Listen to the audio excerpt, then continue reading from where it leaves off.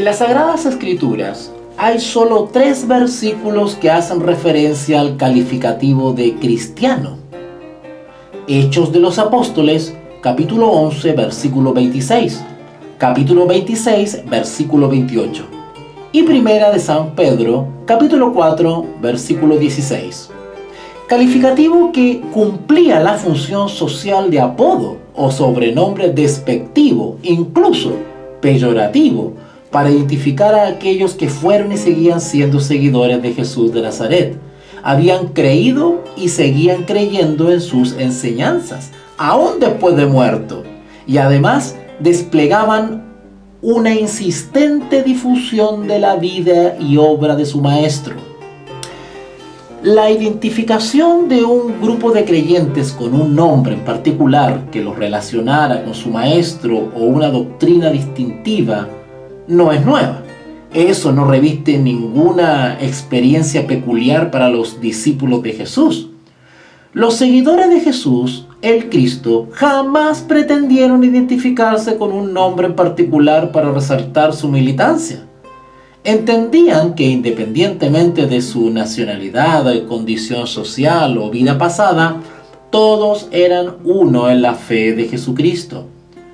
Lo que los distinguía del resto de expresiones y confusiones religiosas que invadían el mundo conocido era su sorprendente testimonio de transformación personal, su conducta, principios, valores y estilo de vida que honraban la memoria del Maestro que afirmaban seguir. ¿Amar y perdonar a los enemigos? ¿No abrigar envidias, rencores y venganzas? ¿No tener mayores ambiciones que la de imitar a su Señor? Y para colmo, estar dispuesto a padecer persecución o morir por sus convicciones sin presentar resistencia política o armada. Eran realmente luz y sal de la tierra en medio de la sociedad en que vivían. La vida transformada por la fe en Jesucristo era su mejor carta de presentación y recomendación. Eran creyentes en el Dios creador de los cielos y de la tierra, del Dios verdadero, y eso bastaba. Su línea argumentativa apuntaba a reafirmar la realidad de un solo Dios por sobre todos los demás que pretendían divinidad y adoración. Había millones de otros creyentes sinceros en diferentes deidades y que debían ser persuadidos con palabras y obras de justicia. La vida coherente, la osadía, autoridad espiritual y moral en la predicación del Evangelio llenaba de luz. Dondequiera que fuesen, su santa presencia contrastaba con las tinieblas imperantes. Vivían la vida del Maestro Jesús. Su conducta pía era fruto de la pureza de sus pensamientos. Eran corderitos en medio de lobos. El hecho que los identificaran con tal o cual nombre les era indiferente. Podrían haberles dicho los rebeldes, los sectarios, los fanáticos, los extremistas, los fundamentalistas, los cristianos o los ingenuos discípulos del endemoniado y encantador de Jesús. Podrían haberles acusado de difundir un discurso de odio, subversivo, divisionista, discriminador u homofóbico, pero respiraban paz. Su conciencia estaba en armonía con los principios del cielo. No importa cómo los llamaran. Todo calificativo insultante que pretendiese humillarlos, desacreditarlos o manchar su imagen como hombres y mujeres creyentes era derribado por su santa conducta personal. La promesa escritural señala como bienaventurados a aquellos que son víctimas de mentiras, insultos, difamaciones o persecuciones, y no tienen por qué avergonzarse de ser seguidores fieles del Señor. Los discípulos podían sentirse orgullosos de ser vituperados, porque todo el menosprecio hacia ellos era injustificado e infundado. eran perseguidos no por ser impíos, sino por vivir rectamente siguiendo las pisadas de su Señor. Pero, ¿podemos decir lo mismo del actual mundo cristiano? Con el transcurso de los siglos, sobre todo el siglo II, el término cristiano se normalizó. De ser un sobrenombre despreciativo, ahora identificaba a una comunidad particular de creyentes de buen testimonio y que constituían un verdadero catalizador de cambio y bendición para el mundo, a excepción de la Edad Oscura, donde el corrupto papado sembró el terror.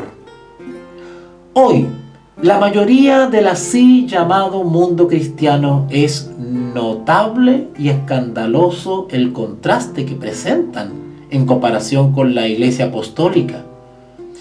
Parece que no aplica eso de que si padecen como homicidas o ladrón o malhechores o por entremeterse en lo ajeno, y sin embargo, ¿hasta dónde puede llegar su actual engaño y presunción de fe? Que así y todo glorifican a Dios por ello, victimizándose. El cristianismo de hoy, mayoritariamente, se ha degenerado y corrompido en grado sumo. Se ha vuelto ineficaz, insípido, sin poder espiritual y nocivo para las sociedades modernas, dinamitando para siempre la fe y esperanza de millones de personas que día tras día ingenuamente caen en las redes de algunas de las miles de organizaciones cristianas de confusión religiosa, para luego solo huir chasqueadas de ellas, decepcionadas y maldiciendo el nombre de Cristo. Hoy no es motivo de honra y orgullo identificarse como cristiano, más bien es causa de vergüenza ajena y burla. Ser cristiano hoy es sinónimo de falsedad, sinvergüenzura, mediocridad, ignorancia y mentira. Y lo más paradójico es que no se trata de una reputación atribuida injustamente, sino ganada justificadamente. Es decir, no son alusiones calumniosas, sino totalmente veraces.